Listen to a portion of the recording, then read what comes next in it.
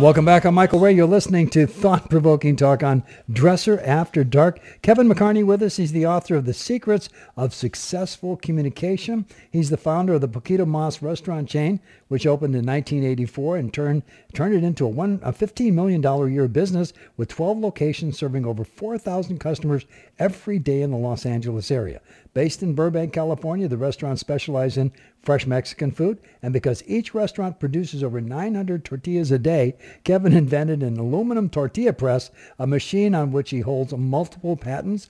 He's been a guest speaker at USC Marshall School of Business, UCLA Anderson School of Business, Woodbury University. He served on the board of directors of the California State Compensation Insurance Fund, the California Restaurant Association, the Burbank Arts Education Foundation, and the Boys and Girls Club of Burbank, and the Universal City North Hollywood Chamber of Commerce. My goodness, Kevin, in your spare time, what do you do? That's a long intro. Thank you. In my spare time, I spend it with my family, and I spend it writing. And I hear you. And by the way, thank you so much for being here. Secrets of Successful Communication.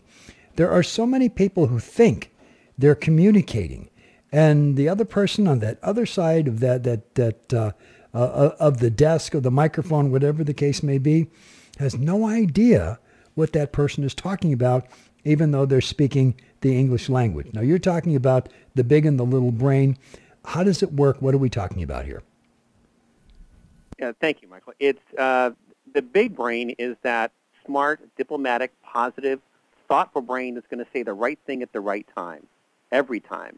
And the little brain, which is right next to your mouth, is going to spit out that impulsive, overreacting, sarcastic, and sometimes careless comment exactly at the wrong time.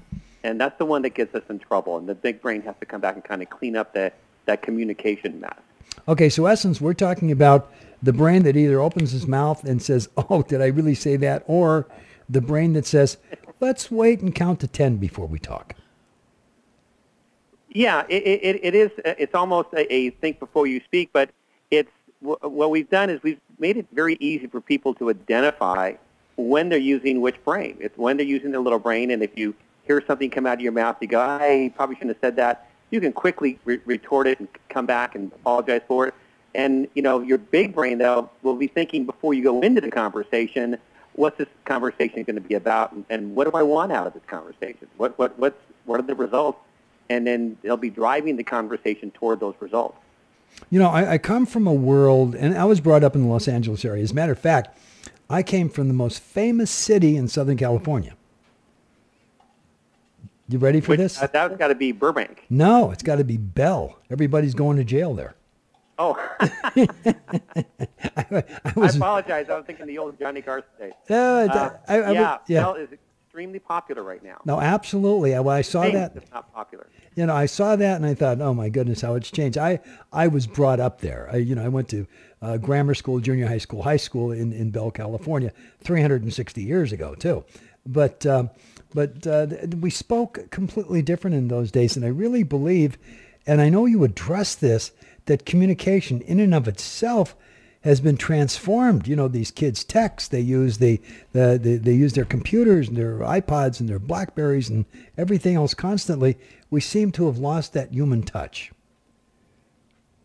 Well, that's a brilliant point. And I tell you what you hit it right there, and that is that these communication tools, the smartphones, it used to be pagers, but everything we have right now with IMing and Facebook and Twitter, we don't have time to think anymore before we react and spit out a comment. And it's happening with kids where they're texting back and forth, and then you find kids having issues with other kids because they texted something that was emotional in the moment, and they didn't wait for a moment. And then one of the things they need to really, that I'm trying to help kids with is understand that once you push send today, that message belongs to somebody else. It's on somebody else's computer. It's on Facebook's database. It's on somebody else's iPhone, and that will be there for the rest of your life. And where, Michael, you and I may have a past, the kids growing up today, their past is present every moment on the computer. Oh, sure. No, absolutely no question about it. And I really believe that the problem would be also in parents communicating with their kids today. When I was a kid, my mom, I was a scrappy kid. My mom was only 5 foot tall. I didn't use a 4-letter expletive in the house, and if she said something, I did it. That was the end of it. You didn't fight back. But these kids today are, quote unquote, so smart that they're smarter than their parents in their own mind. And that in and of itself is one of the greatest barriers to communication that we have. Yeah, I think that, one of the things that I see over and over again, and from a parenting aspect and even from a chaperoning and a coaching aspect is, parents really overreacting to that natural teenage years that their kids are going to have. And because kids, especially when they're teenagers, believe that they know everything, and they're going to speak with a tone that's probably not going to be the right tone a lot of the time. And I see parents overreacting to the adolescent phase that the kids are going through, and then they join their kids in that kind of a tone war where they kind of out-tone each other. Somebody says, well, that's not what you said. Well, that's what you meant. And they escalate into an argument that didn't need to happen, because the parents just take a couple key lessons on this one with tone is in the moment, in the pressure of the moment. And kids are going to make 100 mistakes a year. Oh, sure. That's just natural. I've got 2 daughters, and I've lots of kids around me, and they're going to make 100 mistakes a year. Every time we react or respond to one of their mistakes, that's parenting, and it's either good parenting or it could be better parenting. And so the number one rule, don't overreact in the moment when the kid makes a mistake.